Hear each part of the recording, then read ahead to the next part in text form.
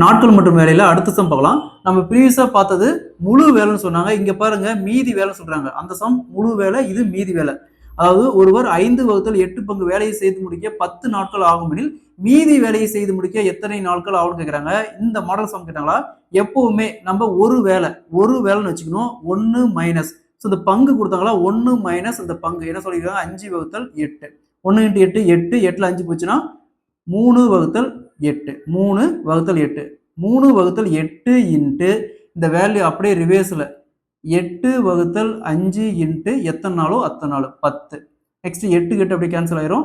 10 5ஆல cancel பண்ணா 2 2 × 3 6. அப்ப மீதி வேலையை செய்து முடிக்க 6 நாட்கள் ஆகும். ஸோ கொடுக்குற கொஸ்டின்ல மீதின்னு சொல்றாங்களா இல்ல முழு வேலைன்னு சொல்றாங்களா நல்லா கவனிச்சுக்காங்க.